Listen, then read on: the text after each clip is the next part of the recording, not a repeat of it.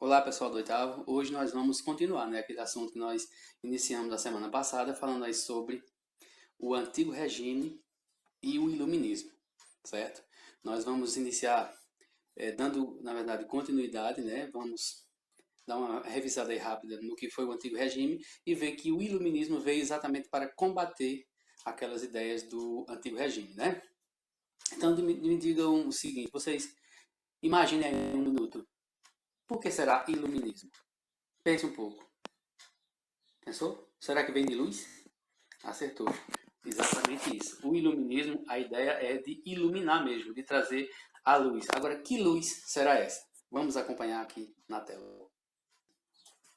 Veja só, pessoal, o iluminismo, a definição dele é o seguinte: ele foi um movimento filosófico, intelectual, científico que contrariou as bases do antigo regime. Ele aconteceu lá no século XVIII e trouxe essa ideia exatamente de trazer clareza, de trazer luz para as pessoas que estavam nas trevas. Segundo ele, o antigo regime era o regime das trevas, onde as pessoas não tinham o conhecimento, elas se deixavam levar pelo que os outros diziam, o que o rei dissesse estava dito, o que as religiões dissessem estava dito, ninguém era capaz de contestar, porque todo mundo temia aquele antigo regime, até porque nós vimos que existiam algumas teorias que justificavam o poder do rei, o poder das autoridades naquela época.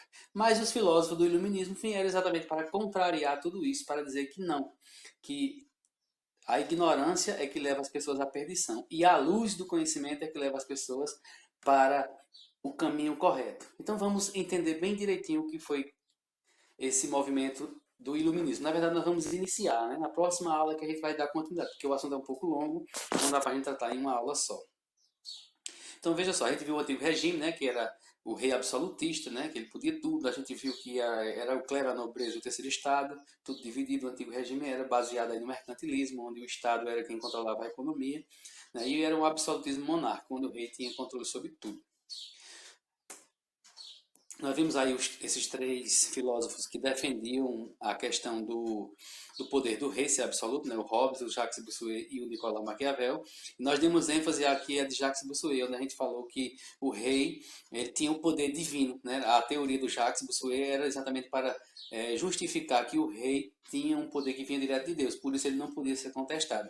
Aí vieram os filósofos do iluminismo, a gente vai tratar aqui basicamente de 6 ou 7, mas a gente vai dar ênfase agora nessa aula de hoje em 3, certo? Na próxima aula a gente continua nos demais. Então veja só, o primeiro que a gente vai tratar aqui é o John Locke. Ele é um inglês, Ele é o precursor, é considerado o pai do iluminismo, exatamente porque ele foi um dos primeiros a iniciar essas ideias de contradizer o antigo regime, de contrariar o antigo regime. Então, ele defendia o quê? Direitos naturais e inalienáveis dos homens, que era o direito à vida, à liberdade e à propriedade. Interessante, pessoal, que esses três direitos aqui, ele considerava que eram inalienáveis. O que quer dizer isso? Que ninguém pode retirar esse direito da gente, certo? Todo ser humano nasce, ele tem direito à vida. Ninguém tem direito de tirar a vida de ninguém. Tem direito à liberdade, ou seja, nós temos direito de ir e vir. Ninguém pode restringir a nossa liberdade, exceto em momentos difíceis como esse agora dessa pandemia, E todo mundo tem direito à propriedade, todo mundo tem direito a comprar, a possuir alguma coisa, uma casa, um terreno, um carro, enfim. Ele vem dizer exatamente isso, que todos nós temos esses três direitos. E interessante, pessoal, que exatamente esses três direitos aqui, está na Constituição brasileira hoje, acho no artigo 5º, se eu não me engano, que todos nós temos direito. São os três primeiros direitos: a vida, a liberdade e a propriedade. Então a gente vai estar percebendo que o que esses homens vieram trazer esse conhecimento dessa luz, a luz da razão, eles trouxeram naquela época, lá no século XVIII, e ela nos influencia hoje, com certeza, Inclusive, todos nós temos esse direito garantido pela Constituição brasileira. Ou seja, se alguém tirar a vida de outra pessoa, essa pessoa vai presa, Então, eu tenho direito à vida. Se alguém tirar a minha liberdade, exatamente acontece a mesma coisa. A pessoa também vai sofrer algumas punições. E eu tenho direito de possuir, desde que eu possua recursos para possuir uma propriedade. O John Locke ele também defende que os governantes eles devem existir, mas para preservar esses direitos dos cidadãos, não para ir de encontro, que era o que acontecia no antigo regime. Os reis absolutistas eles violavam a todo instante o direito à vida, o direito à liberdade e o direito à propriedade das pessoas, né? Então eles diziam, os governantes eles têm que existir, porque se não existir, vira um caos. A sociedade não consegue se socializar, né? Eles acabam se destruindo. Daquela ideia do Hobbes, né? Que o ser humano, o homem é o lobo do homem. Então o John Locke ele defende que exista o governo, mas esse governo tem que existir para garantir esses direitos individuais de cada ser humano. E aí ele traz aí a questão do liberalismo político, que é exatamente isso, a defesa da monarquia parlamentar constitucional. Ele defende que o rei continue reinando, continue governando. No entanto, que tem um parlamento, uma constituição, onde o rei vai ter que seguir regras. E não ele ser a regra, ele vai ter que seguir regras. Inclusive, né, lá na Inglaterra, depois desse movimento do iluminismo, né, foi proclamada assim uma monarquia parlamentar que perdura até os dias atuais. Né? Hoje existe lá a Elizabeth II, que é a rainha da Inglaterra, e existe o parlamento, que é quem de fato governa. A rainha reina e o parlamento governa. Então as ideias do John Locke elas foram colocadas em prática ao longo dos séculos, né? E lá na Inglaterra foi um dos lugares onde até hoje permanece, né? E ele defendia que todo mundo, né, tem que possuir o conhecimento. Conhecimento através da experiência e a razão. E você, com a razão do conhecimento, você vai ter luz para caminhar segundo a ciência. E não seguir superstições ou seguir determinados conhecimentos que não são validados pela ciência. O outro filósofo que nós vamos dar uma estudada sobre ele hoje é o Adam Smith, também inglês, que é considerado aí, na época do iluminismo, né? Posteriormente ele foi considerado o pai da economia moderna, né? Como se deveria proceder à economia. O Adam Smith ele vem exatamente bater de frente com a questão do mercantilismo, que era onde o Estado controlava tudo. Ele disse assim, ó, ele veio dizer que a economia ela se regula sozinho, não é para haver intervenção do Estado. Quem é o Estado? O governo, o rei ou um presidente. Ele diz que a economia ela deve se regular sozinha, pela livre concorrência, a chamada lei da oferta e da procura. Então o Adam Smith ele vem dizer exatamente isso, olha, a economia ela se autorregula. Não precisa governo nenhum estar botando a mão em cima da economia. O governo governa lá as suas questões e deixa a economia que ela por si só se regula. Aí você vai dizer, como assim, professor? Como é que a economia se autorregula nessa questão da lei da oferta e da procura? É mais ou menos assim. Se você tem uma carrada de melancia, por exemplo, e tem só uma pessoa para comprar, aí você vai ter que baixar o preço, porque senão não vai, aquele cara não vai querer comprar pelo preço que você está ofertando. Então, tem muita mercadoria e tem pouca gente para comprar. Isso aí chama-se lei da oferta e da procura. Você tem mais mercadoria do que gente para comprar. Então, ou você baixa o preço ou você não vende. E acontece exatamente também o contrário. Quando você tem só uma ou duas melancias, né, não tem uma carrada, e tem aí 10, 15 pessoas querendo. Então você vai subir o preço, porque tem muita gente querendo, se você vender barato, rapidinho ela se acaba. Então, ele diz que o mercado ele se regula dessa forma. Não é necessário o governo interferir.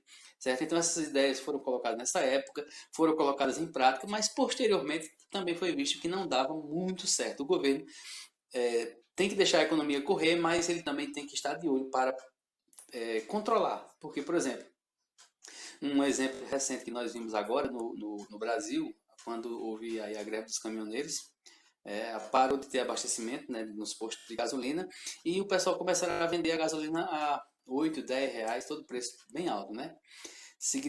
Exatamente levando em consideração essa lei da oferta, tinha pouca gasolina e muita gente procurando. Então eles subiram o preço. Só que aí o governo foi lá e controlou. Ou seja, ele foi lá e proibiu que se vendesse num preço muito alto, porque se deixar por conta do mercado, existem as pessoas que vão fazer aí a exploração dos outros, né? Então o governo tem que estar de olho para interferir, deixar o mercado ir se regulando, mas ao mesmo tempo de olho para não permitir que nenhum nem outro queira, vamos dizer assim, explorar os demais. Então essa ideia de Adam Smith é do liberalismo econômico, né? Que é diferente do mercantilismo que era pregado no antigo regime, onde o rei, o governo, controlava tudo que existia na economia. A partir daí, a partir dos estados modernos, né, quando essas ideias vão ser colocadas em prática, o liberalismo vai começar a funcionar.